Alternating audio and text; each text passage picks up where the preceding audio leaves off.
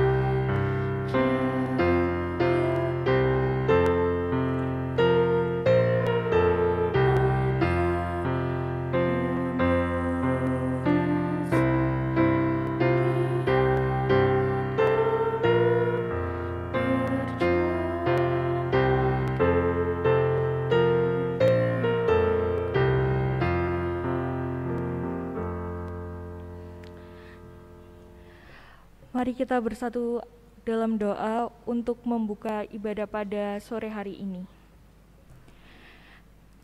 Tuhan Yesus, terima kasih ya Tuhan, kami masih sempat bersekutu dengan pemuda-pemuda dari Gerakan Pemuda GPIB Pelangi Kasih Lawang ya Tuhan, maupun dalam keadaan di tengah pandemi COVID-19 ini ya Tuhan. Terima kasih ya Tuhan, Kau telah menggerakkan hati kami untuk tetap bersama-Mu ya Tuhan. Dan kiranya Tuhan selalu menyertai kami ya Tuhan, berkati ibadah kami pada sore hari ini dari awal, pertengahan, sampai pada akhirnya. Terima kasih ya Tuhan, kami berdoa dan mengucap syukur. Amin. Selanjutnya, mari kita membaca Mazmur dari Mazmur 37 ayat yang ke-23 sampai 26. Mazmur 37 ayat 23 sampai 26. Tuhan menetapkan langkah-langkah orang yang hidupnya berkenan kepadanya. Apabila ia jatuh, tidaklah sampai tergeletak, sebab Tuhan menopang tangannya. Dahulu aku muda, sekarang telah menjadi tua, tetapi tidak pernah kulihat orang benar ditinggalkan, atau anak cucunya meminta-minta roti. Tiap hari ia menaruh belas kasihan dan memberi pinjaman, dan anak cucunya menjadi berkat. Demikian Mazmur pada sore hari ini. Mari kita menyanyi dari Kidung Jemaat 27 Bait yang pertama dan kedua, meski tak layak diriku.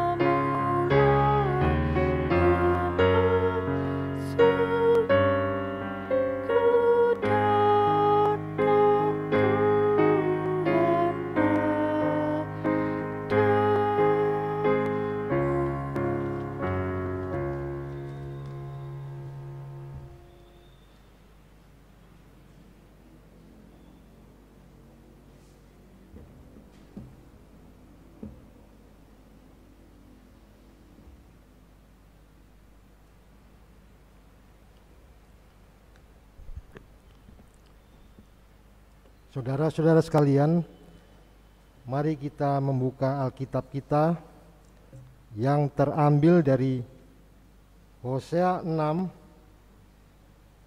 ayat 7 dan seterusnya sampai dengan Hosea pasal 7 sampai dengan ayat yang kedua.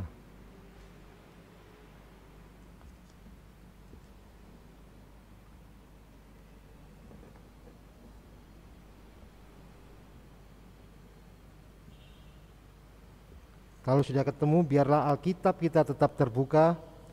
Mari kita berdoa mohon bimbingan Roh Kudus. Mari kita berdoa. Bapa kami yang di surga, kami telah memuji dan memuliakan nama-Mu melalui puji-pujian yang kami persembahkan kepadamu. Dan saat ini kami menyatukan hati kami untuk mendengarkan firman-Mu. Terlebih dahulu, ampuni dosa kami atas segala pelanggaran yang kami lakukan, serta sucikanlah dan kuduskanlah kehidupan kami, agar kami layak menerima kebenaran firman-Mu.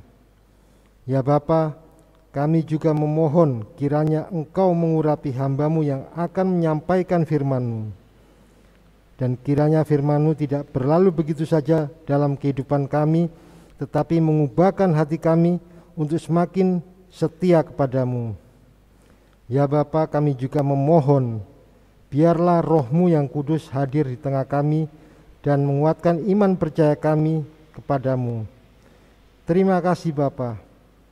Di dalam nama Tuhan Yesus Kristus kami semua sudah berdoa dan mengucap syukur. Amin.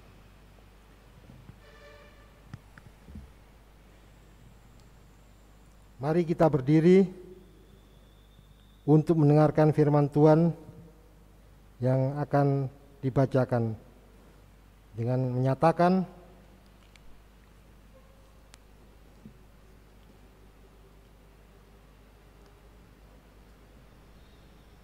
Hosea 6 ayat 7 dan seterusnya sampai dengan 7 sampai ayat 2. Tetapi mereka itu telah melangkahi perjanjian di Adam. Di sana mereka telah berkhianat terhadap aku.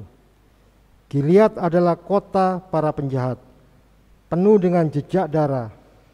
Seperti gerombolan menghadang, demikianlah persekutuan para imam. Mereka membunuh di jalan ke Sikem. Sungguh mereka melakukan perbuatan mesum. Di antara kaum Israel telah kulihat hal-hal yang mengerikan. Di sana ada Efraim bersundal dan Israel telah menajiskan diri. Juga bagimu, hai Yehuda, telah ditentukan penuaian, apabila aku memulihkan keadaan umatku.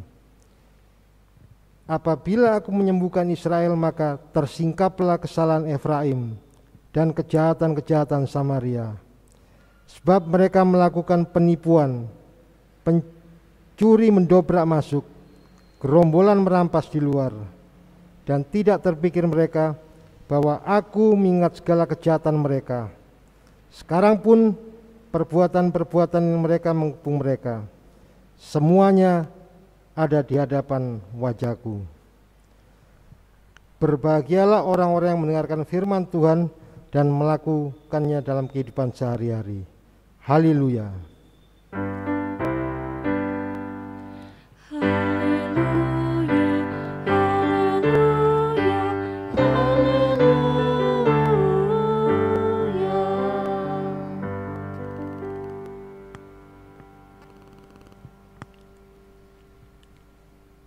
Saudara-saudaraku yang dikasihi oleh Tuhan Yesus, kalau misalnya kita ke kota-kota besar, pada umumnya di kota besar itu banyak itu. Kalau kita lihat ke perkantoran, ke mal-mal, di rumah-rumah pun kadang ada juga, di jalan-jalan raya, bahkan di gereja kita pun telah terpasang CCTV. Kita semua tahu fungsi CCTV, karena kalau di era sekarang itu merupakan kebutuhan. Kalau kita lihat CCTV, mungkin kita tahu CCTV adalah satu perangkat yang dipergunakan untuk mengawasi dan merekam suatu wilayah atau daerah atau tempat yang telah ditentukan. Dalam hal ini diperuntukkan untuk pelanggaran dan untuk membongkar aksi kejahatan. Nah, kalau kita lihat banyak sekali kejahatan-kejahatan yang terungkap melalui CCTV ini. Kita tahu bahwasanya banyak aksi kejahatan yang tidak pernah terungkap sebelum ada CCTV. Tetapi ketika sudah ada CCTV, maka banyak sekali kejahatan yang terungkap, karena tidak ada yang bisa disembunyikan dari CCTV.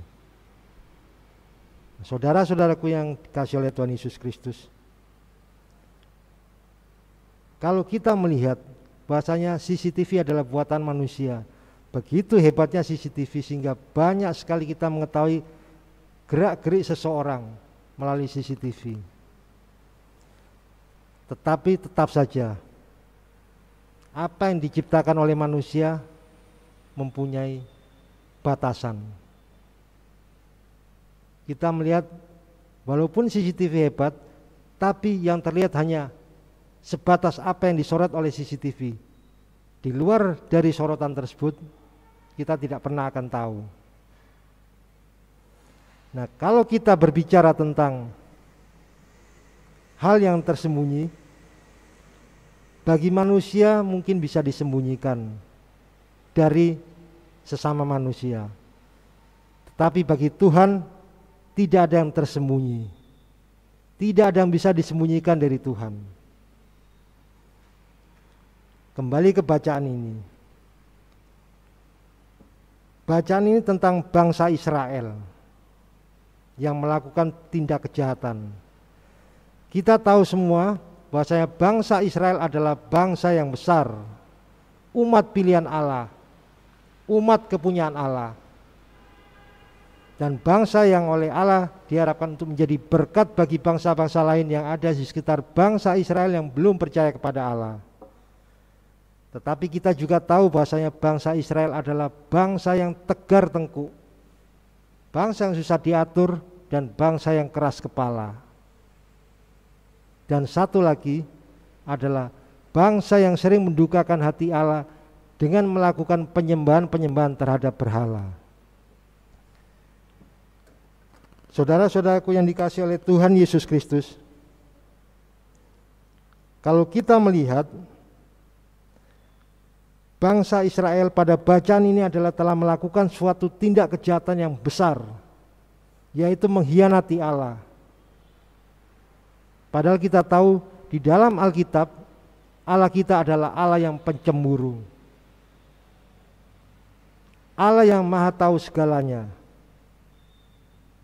Maka bangsa Israel tidak bisa menyembunyikan kesalahan-kesalahan yang dilakukannya.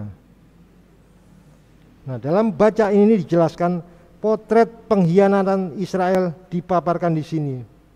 Tempat seperti Adam, Gilead, dan jalan ke Sikem menunjukkan luasnya geografi dosa mereka. Artinya perbuatan dosa terjadi di banyak tempat, bahkan hampir di semua tempat. Kehidupan sosial mereka diwarnai dengan kekerasan dan pembunuhan.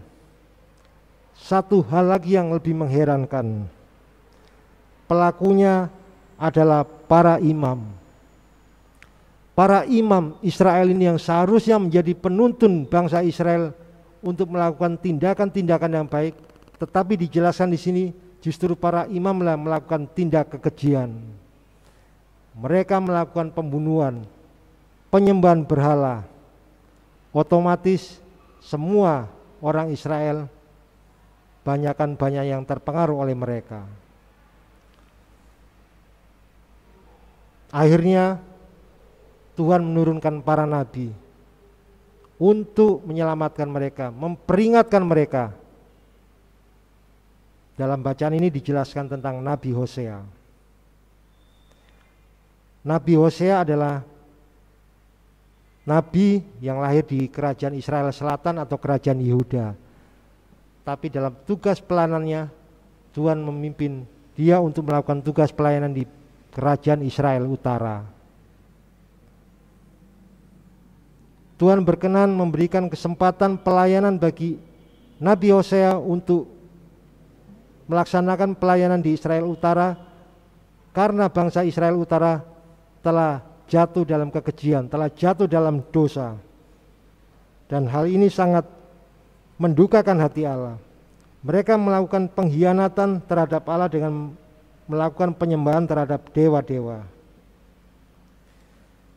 Saudara-saudaraku yang dikasihi oleh Tuhan Yesus Kristus,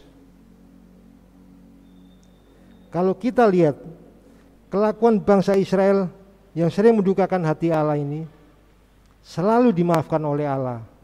Ketika mereka berseru-seru pada Allah, mereka menyatakan bersalah, mereka bertobat, akhirnya Allah memaafkan bangsa Israel. Dan itu sudah sering kali terjadi karena Allah kita memang Maha Pemaaf. Allah bangsa Israel adalah Allah yang selalu memaafkan kesalahan-kesalahan dan selalu melupakan apa yang telah dilakukan oleh bangsa Israel akibat kesalahan-kesalahan yang telah dilakukan. Tetapi di sini dijelaskan bahasanya bangsa Israel telah melakukan tindak kekejian yang luar biasa. Bangsa Israel telah melakukan hal-hal yang sangat mendukakan hati Tuhan. Dan pada akhirnya dijelaskan oleh Nabi Hosea bahwasanya tindakan bangsa Israel telah melukai hati Allah. Dan Hosea langsung berbicara kepada umat Israel bagaimana mereka tidak pernah berubah. Semakin jauh umat Israel melakukan penyelewengan, semakin Allah membiarkan mereka berjalan menurut keputusan mereka. Kali ini dengan terang-terangan Hosea mengatakan pada umat Israel bahwa Allah telah membiarkan mereka jatuh dalam kehancuran. Karena Israel sudah murtad atau berpindah hati dari Allah kepada para Baal, maka Allah pun tidak peduli dengan keadaan yang dialami oleh umat Israel. Ini diungkapkan oleh Nabi Hosea bahwa Israel telah meninggalkan Allahnya. Israel sudah berzina dan mencintai upah sundal. Nah, kalau kita kaitkan bacaan kita pada saat ini dengan di zaman yang ada pada saat ini, banyak kemiripan yang dilakukan oleh umat Israel dengan manusia sekarang.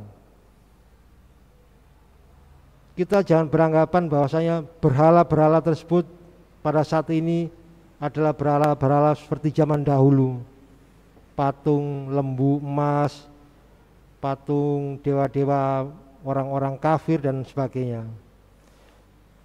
Berhala pada zaman ini banyak sekali yang bisa kita lihat. Yang pertama adalah berhala hawa nafsu. Banyak orang berpikir bahwa memiliki nafsu itu wajar. Namun jika nafsu itu menjadi hal yang utama, berarti bisa menjadi berhala. Nafsu bisa diartikan pada keinginan yang harus terpenuhi. Kemudian berhala cinta manusia. Cinta kepada sang manusia yang berlebihan, bahkan melebihi rasa cinta kita kepada Tuhan Allah kita, itu dapat disebut cinta kepada manusia atau berhala juga.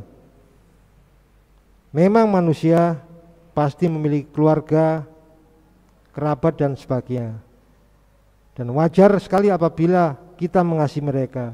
Tetapi yang menjadi tidak wajar kalau kita mengasihi mereka melebihi rasa cinta kita kepada Allah kita. Itu yang tidak wajar. Jadi itu yang disebut berhala. Berhala kepada sama manusia. Kemudian kalau kita mau lihat lagi, berhala penerimaan atau cinta uang. Ini mungkin menjadi peringatan bagi setiap orang yang takut kehilangan orang tua dan anaknya dan harta. Ingatlah bahwa Tuhan adalah pencipta. Ia bisa mengambil apa yang kita miliki, semua bahkan. Ia bisa memberi dan bahkan ia bisa mengambil semua yang kita miliki. Harta kita yang begitu banyaknya dalam sekejap bisa musnah. Kita bisa lihat contoh Alkitab Ayub, orang yang terkaya di wilayah itu, orang yang penuh kebahagiaan dengan keluarganya. Dalam sekejap keluarganya, hartanya musnah. Tetapi kalau kita melihat cinta Tuhan kepada Ayub luar biasa, pada akhirnya Allah mengembalikan semua kekayaan dan keluarga Ayub. Berhala prestasi. Kadang manusia berlomba-lomba untuk mencapai prestasi dalam bidang pelajaran, pekerjaan yang berhubungan dengan karir. Ketika mereka sukses, pada akhirnya kesombongan yang muncul. Mereka merasa egonya, mereka merasa keakuannya, mereka merasa dirinya yang membawa mereka menjadi berhasil. Akhirnya berujung pada kesombongan. Dan mereka melupakan bahwasanya semua yang dihasilkan itu adalah dari Tuhan. Berhala, harta semua telah kita jelaskan. Dan kemudian yang terakhir ini juga kadang banyak kita temui, berhala tradisi. Biasanya orang-orang yang di perantauan, mereka memegang teguh adat mereka di perantauan.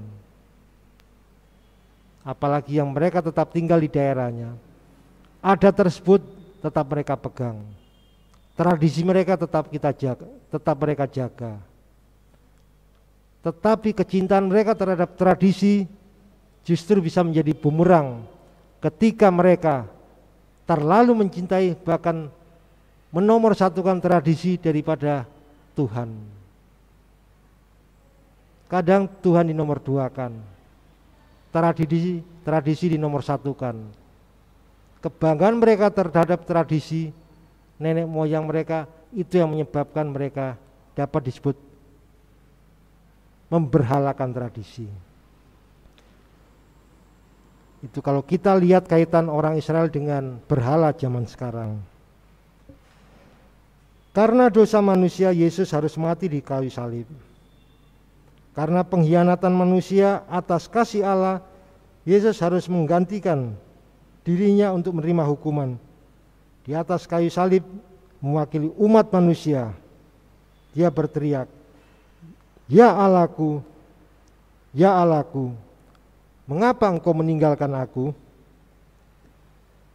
Suasana seperti ini sangat menyedihkan. Salib adalah sebuah hukuman bagi manusia, tetapi Yesus menggantikannya. Yesus sudah bangkit. Kehidupan baru saja berjalan, dan kita harus melanjutkan apa yang diajarkan oleh Yesus kepada umat manusia, kepada kita, yaitu cinta kasih. Bagi orang-orang yang sadar bahwa mereka telah melakukan kejahatan besar, mereka telah menyimpang dari jalan yang Tuhan ajarkan, disinilah kesempatan kita untuk berbalik kembali, untuk sadar apa yang telah kita lakukan, dengan bertobat, dengan meninggalkan jalan yang salah yang telah kita lalui sebelumnya. Jadi diharapkan dalam bacaan ini kita kembali ke jalan semula, jalan yang membuat kita menuju satu tujuan, yaitu kepada Allah. Kita meninggalkan kebiasaan lama, meninggalkan berhala-berhala lama, dan kembali kita satu tujuan, yaitu pada Tuhan. Jangan kita terpengaruh kepada orang lain hanya karena ikut-ikutan. Biasanya anak muda selalu terpengaruh, wah ini karena ini dikatakan gak model, yang ikuti zaman. Janganlah sampai seperti itu. Karena kita sebagai umat Tuhan diharapkan untuk bisa menjadi terang bagi sekitar kita yang belum percaya kepada Allah, seperti bangsa Israel yang dipercaya Tuhan untuk bisa menjadi berkat bagi bangsa-bangsa lain yang ada di sekitarnya. Kita juga diharapkan untuk bisa menjadi penuntun bagi orang-orang yang belum percaya, agar mereka mempercayai Tuhan Yesus sebagai juru selamat. Walaupun tugas pelayanan tersebut sulit, tetapi paling tidak kita bisa menjadi terang bagi sekitar mereka. Perilaku kita bisa menjadi contoh bagi orang-orang yang belum percaya yang ada di sekitar kita, untuk mereka bisa melihat bahwasanya murid Yesus atau kita pengikut Yesus adalah contoh yang baik yang bisa ditiru. Saudara-saudaraku sekalian, melalui bacaan hari ini kita diajarkan untuk hidup berkenan di hadapan Allah. Apapun yang kita lakukan di dunia ini, tidak ada satupun yang tersembunyi di hadapan Tuhan. Kita bisa saja menutupi atau menyembunyikan sesuatu dari orang-orang terdekat kita, tapi kita tidak bisa menyembunyikan dari Allah. Allah menginginkan kita menjadi pemuda-pemudi yang hidup layak di hadapannya dan melakukan titah-titahnya. Marilah kita terus menjadi teladan dalam setiap tindakan nyata yang tampak dalam kehidupan sehari-hari, dalam studi, pekerjaan, pelayanan dimanapun kita berada. Kiranya Tuhan melindungi kita di segala tempat, dan kita bisa menjadi cahaya bagi orang-orang yang belum percaya kepadanya, dan kita bisa menjadi terang di segala tempat bagi orang-orang yang ingin menjadi pengikut Kristus. Kita bisa menjadi umat Israel, umat kesayangan Allah, Israel masa kini, Israel baru. Jadi marilah kita sebagai pemuda, marilah kita sebagai umat kesayangan Allah menjadi contoh bagi penerus kita, bagi orang-orang di sekitar kita, bahwasanya kita adalah umat Tuhan, umat yang menjadi umat kesayangan Tuhan, umat yang menjadi berkat bagi sekitarnya yang belum percaya kepadanya. Tuhan memberkati. Amin.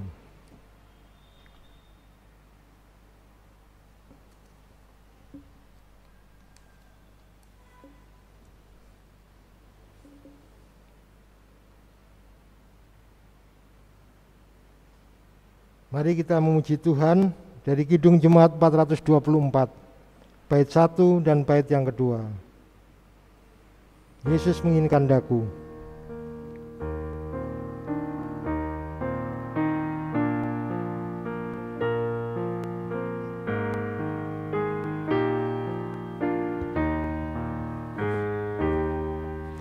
Yesus menginginkan daku bersinar baginya, dimanapun ku berada, ku menyenangkannya.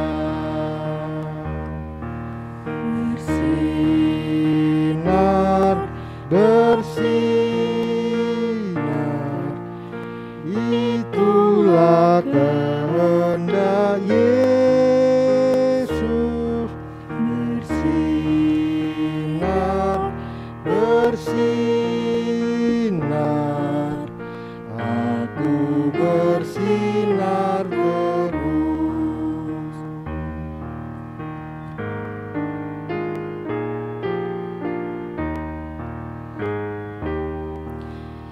Yesus menginginkan daku menolong orang lain, manis dan sopan selalu ketika ku bermain.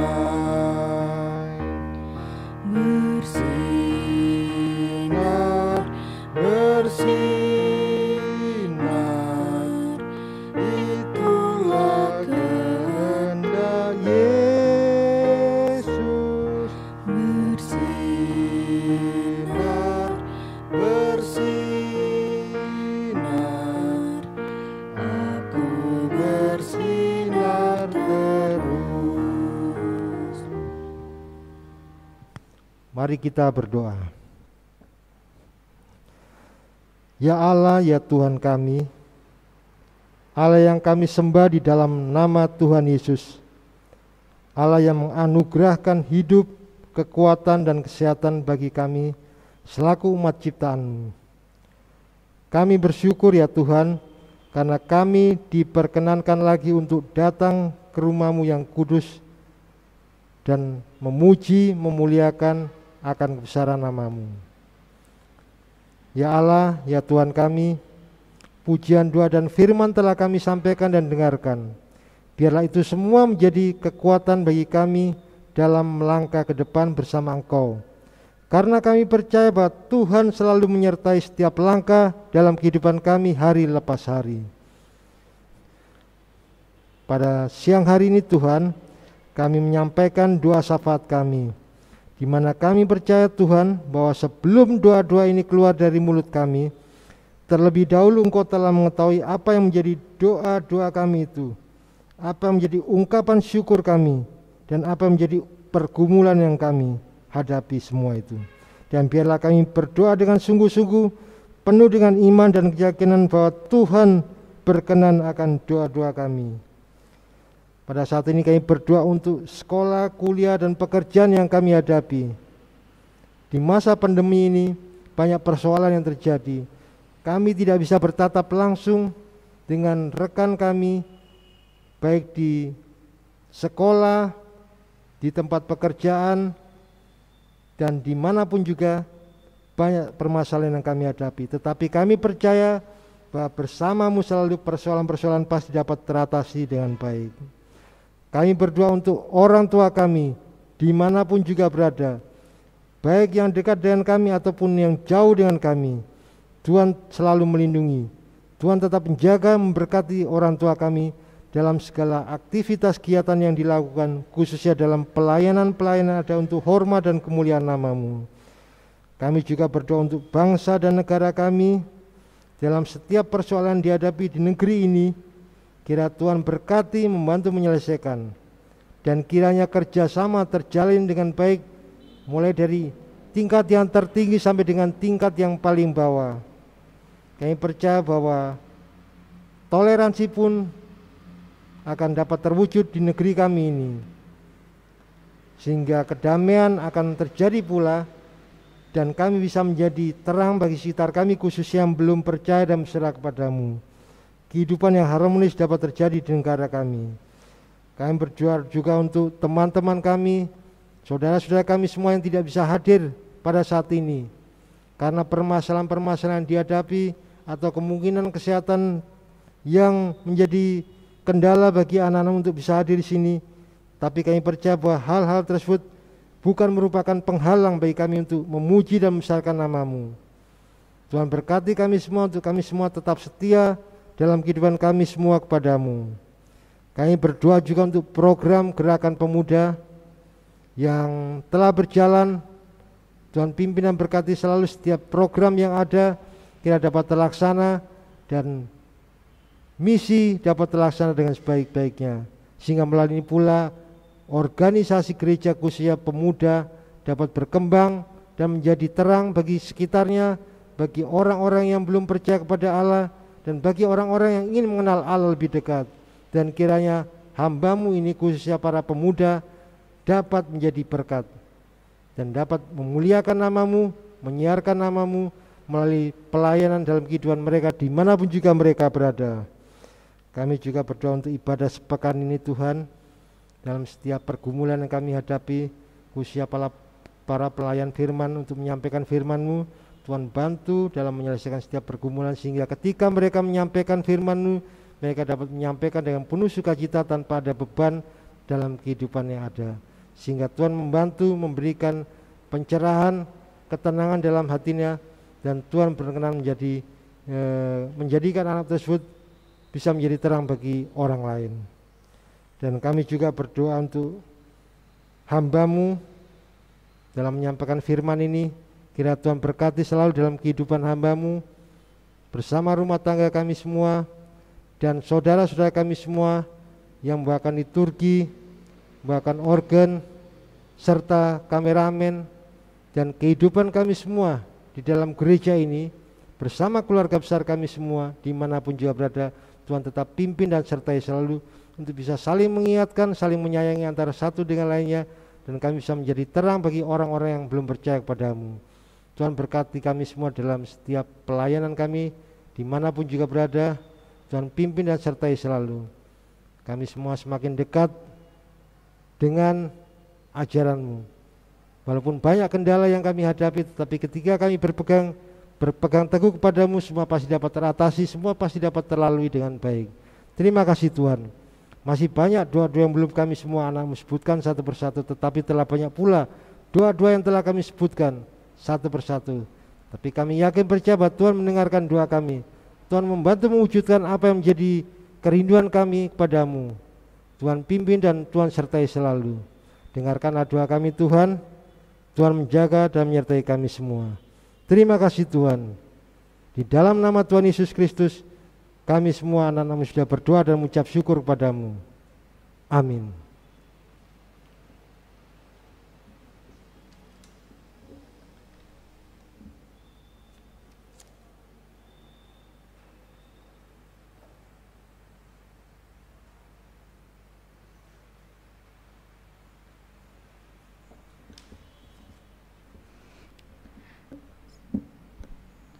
Saudara-saudara, marilah kita mengucap syukur kepada Tuhan dengan memberi persembahan kepadanya.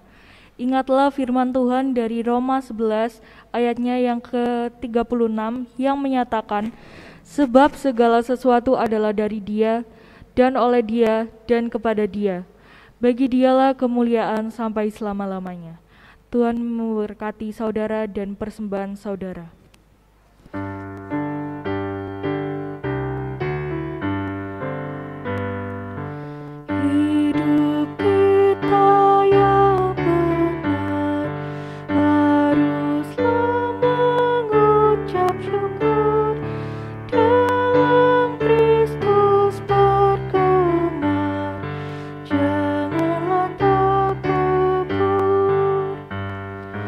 Dalam susah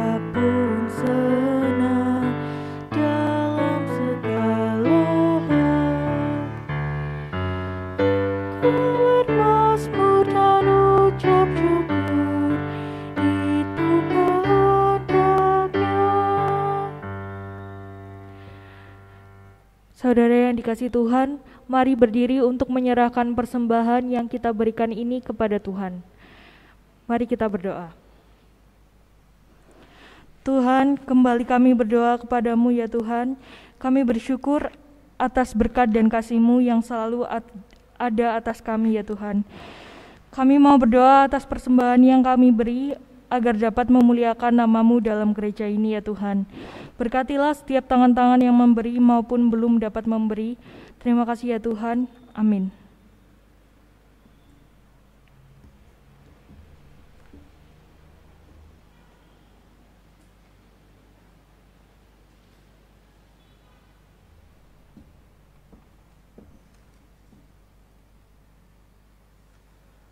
Mari kita menyanyi Kidung Jemaat 424 bait yang ketiga sebelum kita menerima berkat.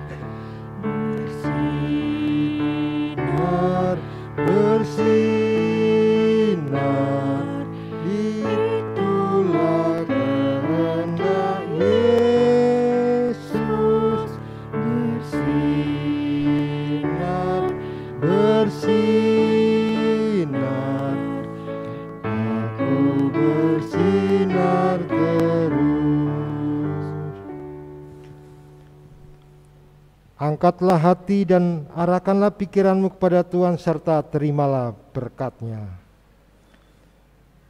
Kasih karunia Tuhan Yesus Kristus, kasih Allah Bapa dan persekutuan Roh Kudus menyertai keluarga di tempat ini dari sekarang sampai selama-lamanya. Amin.